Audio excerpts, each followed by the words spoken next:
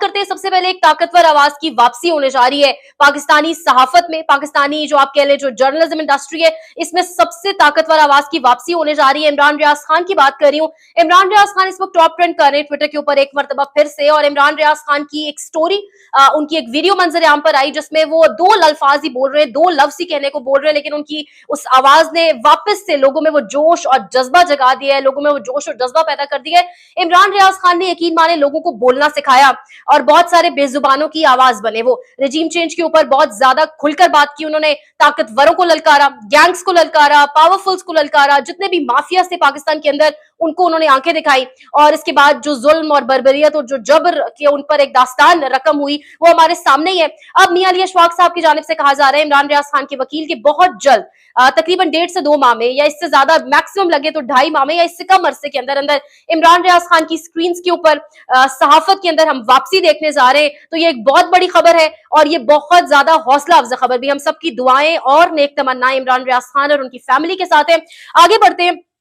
कल आपने तमाम तर टीवी चैनल्स को अगर मुलाहिजा किया, अब तो electronic media, main stream media की तरफ लोग बहुत कम अपनी जो है वो अटेंशन या अपना वक्त उसके ऊपर लगाते हैं, लेकिन इलेक्ट्रॉनिक मीडिया ने कल एक बैठकर मुकम्मल तौर पर एक ट्रांसमिशन की, जिस तरीके से बाकायदा तौर पर इलेक्शन ट्रांसमिशन होती हैं, या जैसे बाकायदा तौर पर कहीं से कोई अहकामात आते हैं चैनल्स के मालिकान के कि इस इशू को आज आपने पूरा दिन कवर किए रखना है, और बीच में जो भी प्रोग्राम चल रहा है उसको काट कर बीपर्स लेने हैं, और इस इशू को आपने जो है ना वो एक लाइमलाइट में रखना है। फराह गोगी का इशू, और फराह गोगी को एक फ्रंटमैन बनाकर साबित किया जा रहा है। इमरान खान की गवर्नमेंट में उन्होंने करप्शन की, उन्होंने जो है वो जिस तरीके से पैसा कमाया, और बुशरा बीबी जो इमरान खान की अहलिया है उनकी वो दोस्त है, तो उनके करीब तरीन होने की वजह से जो सारे का सारा मलबा है वो इमरान खान पर गिराने की कोशिश की जा रही है। इसमें बहुत सारी ट्रांसमिशन हुई, जीनत बना रहा तमाम तर 8 बजे के प्रोग्राम्स का भी, और प्राइम टाइम के ऊपर तमाम चैनल्स पर इस पर बात होती रही। समी इब्राहिम साहब ने इस पर अपने ट्विटर के ऊपर एक पोल करवाया जिसमें उन्होंने लोगों से पूछा कि क्या अवाम ये समझती है कि फराह गोगी ने वाकई जो करप्शन की है, या अगर करप्शन की है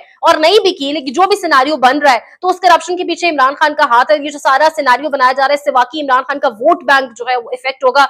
तो 80% लोगों ने उस पोल के जवाब में ना बोला है, और तकरीबन 7 से 8% ने हाँ, और 13% ऐसे हैं जो कहते हैं कि उनके पास कोई जवाब नहीं है। तो ये जिस किस्म का बयानिया बनाने की कोशिश की जा रही है फराह गोगी के केस को सामने लाकर, ये वही हथकंडे जो इस्तेमाल किए जाते हैं जब भी किसी सियासतदान, जब भी किसी लीडर को पॉलिटिकल प्रोसेस से, सियासी सरगर्मियों से, सियासी अमल से बाहर रखना हो, तो इस किस्म की हथकंडे, हमारा पास्ट भी यही बताता है, माजी भी यही बताता है, बेशुमार मिसालें इस किस्म के हथकंडे इस्तेमाल किए जाते हैं। अहमद नूरानी पाकिस्तान में तहकीकाती सहाफत के सफ़े अव्वल के, आप उनको सहाफी कह सकते हैं, ट्वीट करते हैं अगर किसी ने करप्शन की है तो उसको सजा जरूर मिलनी चाहिए। फराह के केस में असासे बड़े तो इनके शौहर का बहुत बड़ा कारोबार भी था, हर चीज की मनी ट्रेल एफबीआर के रिकॉर्ड में मौजूद है। ट्रांसफर पोस्टिंग में पैसे लिए, सजा मिलनी चाहिए, मगर सबूत किधर है? आज तक ये केस क्यों ना बन सका, और ये ब्लैकमेलिंग गलत बात है। तो सवाल ये पैदा होता है कि फराह गोगी से जोर जबरदस्ती से बयानात दिलवाने की अगर कोशिश की जा रही है तो उससे हासिल वसूल क्या होगा, और जोर जबरदस्ती से बयानात दिलवाए भी जा रहे हैं अगर, तो सबसे अहम चीज तो यही है कि वो सबूत का है, वो सबूत पेश किए जाएं। चैनल्स के ऊपर लंबी नॉन स्टॉप ट्रांसमिशन तो हो रही है, लेकिन कोई भी सबूत के ऊपर बात नहीं कर रहा, कोई भी डॉक्यूमेंटेशन या कोई रिकॉर्ड सामने आए कि कहां करप्शन हुई, किस लेवल की हुई, कहां पैसों का लेन देन हुआ, उसके ऊपर बात नहीं कर रहा। तो इस सब का जो मन गढ़ंत और झूठी कहानियां बनाई जा रही है, इस सब का क्या फायदा होगा रियासत को, ये एक अहम सवाल है। आगे बढ़ते हैं, हमारे पास जो अगली स्टोरी है बड़ी अहम है। एजाज सैयद जियो न्यूज का एक बड़ा नाम और एक सहाफी हैं, जब बड़ी एक राय रखते हैं। एजाज सैयद साहब अपने प्रोग्राम के अंदर कहते हैं, तज्जिया पेश किया उन्होंने कि पाकिस्तान मुस्लिम लीग नवाज का जो पूरे का पूरा फोकस है, जो उनकी कॉन्सेंट्रेशन है इस वक्त, वो मियां नवाज शरीफ की केसेस को खत्म करवाने पर है, वो केसेस को उनकी जो सजाएं वो माफ करवाने पर है। इसके अलावा कोई सियासत दूर दूर तक मियां नवाज शरीफ की दिखाई नहीं दे रही, या मुस्लिम लीग नून का कोई लाही अमल दिखाई नहीं दे रहा। इसके बरक्स उन्होंने कंपैरिजन किया पाकिस्तान पीपल्स पार्टी से, और उन्होंने कहा कि जरदारी साहब के आप बयानात उठाकर देखें, बिलावल भुट्टो जरदारी के आप बयानात उठाकर देखें, तो उनके बयानात बहुत इफेक्टिव हैं। वो मुल्की पॉलिटिक्स की बात कर रहे हैं, वो कौमी सतह पर बात कर रहे हैं। तो पाकिस्तान मुस्लिम लीग नवाज का बहुत बड़ा लॉस है, अवाम उनके साथ नहीं है। बड़े बड़े तज्जियाकार, जियो के तज्जियाकार जो उनका माउथ पीस माना जाता था, वो उनके साथ नहीं है। अगर उनके साथ कोई है तो सिर्फ वो कुछ लोगों का आशीर्वाद है। लेकिन सवाल यहां पर ये उठता है कि बुरे दिन आते तो पता नहीं चलता, तो मियां नवाज शरीफ जिन लोगों के सहारे ये अच्छे दिन देख रहे हैं, या जो ठंडी हवाएं आजकल वो एंजॉय कर रहे हैं, ये कब तक रहेगा मामला? ये हालात तो बदलेंगे ही बदलेंगे, और वो कहते हैं ना, चिराग तो सभी के बुझेंगे, हवा किसी के नहीं। तो मियां नवाज शरीफ साहब जिस लाइन पर चल पड़े हैं, आईना दिखा रहे हैं उनको उनके सहाफी भी, और वो इदारों के सहाफी जो इदारे उनके साथ कंधे से कंधा मिलाकर खड़े रहे।